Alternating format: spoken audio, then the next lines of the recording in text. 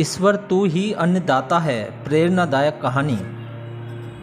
किसी राज्य में एक प्रतापी राजा हुआ करता था। वो राजा रोज सुबह उठकर पूजा पाठ करता और गरीबों को दान देता। अपने इस उदार व्यवहार और दया की भावना की वजह से राजा पूरी जनता में बहुत लोकप्रिय हो गया था। रोज सुबह दरबार खुलते ही राजा के यहाँ गरीब और भिखारियों की लंबी लाइन लग जाती थी। राजा हर दिन को संतुष्ट करके भेजते थे। किशन और गोपाल नाम के दो गरीब भिखारी रोज राजा के यहाँ दान लेने आते थे। राजा जब किशन को दान देता तो किशन राजा की बहुत वाहवाही करता और राजा को दुआएं देता।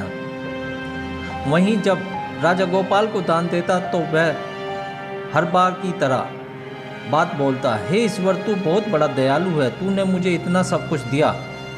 राजा को उसकी बात थोड़ी बुरी लगती। राजा सोचता कि दान मैं देता हूँ और गुणगान ये ईश्वर का करता है। एक दिन राजकुमारी का जन्मदिन था। उस दिन राजा ने दिल खोलकर दान दिया। जब किशन और गोपाल का नंबर आया तो राजा ने पहले किशन को दान दिया और किशन राजा के गुणगान करने लगा। लेकिन राजा ने जैसे ही गोपाल को दान दिया वो हाथ ऊपर उठा के बोला, हे ईश्वर तू ही अन्नदाता है, आज तूने मुझे इतना दिया, इसके लिए प्रभु तुझे धन्यवाद देता हूँ। राजा को यह सुनकर बड़ा गुस्सा आया। उसने कहा कि गोपाल, मैं रोज तुम्हें दान देता हूँ, फिर तुम मेरे बजाय ईश्वर का गुणगान क्यों करते हो? गोपाल बोला, राजन देने वाला तो ऊपर बैठा है, वही सबका अन्नदाता है, आपका भी और मेरा भी। यह कहकर गोपाल वहाँ से चला गया। अब राजा ने गोपाल को सबक सिखाने की सोची।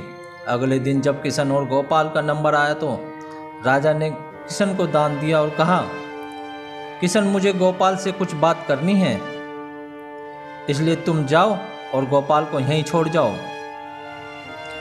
और हाँ, आज तुम अपने पुराने रास्ते से मत जाना, आज तुमको राजमहल के किनारे से जाना है, जहाँ से सिर्फ मैं गुजरता हूँ। किशन खुशी खुशी दान लेकर चला गया। राजमहल के किनारे का रास्ता बड़ा ही शानदार और खुशबूदार भरा था। संयोग से राजा ने उस रास्ते में एक चांदी के सिक्कों से भरा घड़ा रख दिया। लेकिन किशन आज अपनी मस्ती में मस्त था। वो सोच रहा था कि राजा की मुझ पर बड़ी कृपा हुई है जो मुझको अपने राजमहल के रास्ते से गुजारा। यहाँ से तो मैं आंख बंद करके भी चलूँ तो कोई परेशानी नहीं होगी। यही सोचकर किशन आंखें बंद करके रास्ते से गुजर गया। लेकिन उसकी नज़र चांदी के सिक्कों से भरे घड़े पर नहीं पड़ी। थोड़ी देर बाद राजा ने गोपाल से कहा कि अब तुम जाओ, क्योंकि किशन अब जा चुका होगा, लेकिन तुमको भी उसी रास्ते से जाना है जिससे किशन गया है।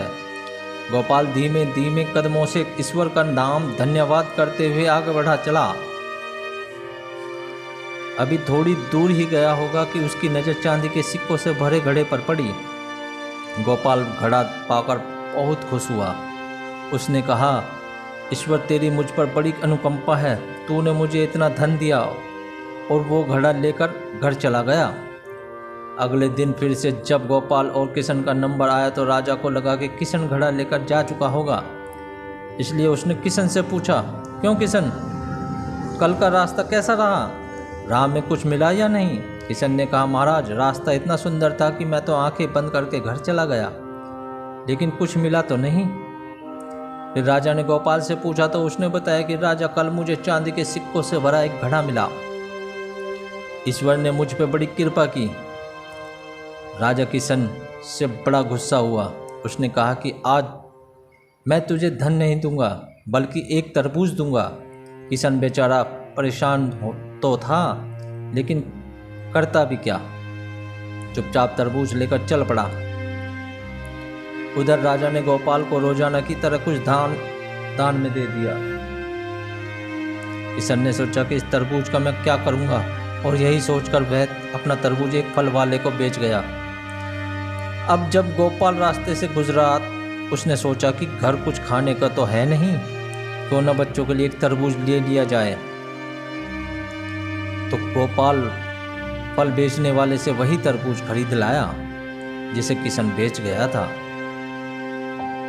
अब जैसे ही घर आकर गोपाल ने उस तरबूज को काटा तो देखा उसके अंदर सोने के सिक्के भरे हुए थे।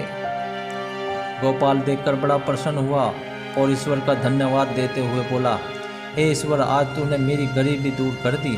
तू बड़ा दयालु है, सबका अन्नदाता है। अगले दिन जब राजा दान दे रहा था तो अचानक देखा कि केवल अकेला ही किशन आया है। गोपाल नहीं आया। उसने किशन से पूछा तो किशन ने बताया कि कल भगवान की कृपा से गोपाल को एक तरबूज मिला जिसके अंदर सोने के सिक्के भरे हुए थे। वह गोपाल तो अब संपन्न इंसान हो चुका है। गोपाल की बात सुनकर राजा ने भी अपने हाथ आसमान की तरफ उठाए और बोला, हे ईश्वर, वाकई ही तू अन्नदाता है, मैं तो मात्र एक जरिया हूँ, तू ही सबका पालनहार है। राजा को अब सारी बात समझ आ चुकी थी।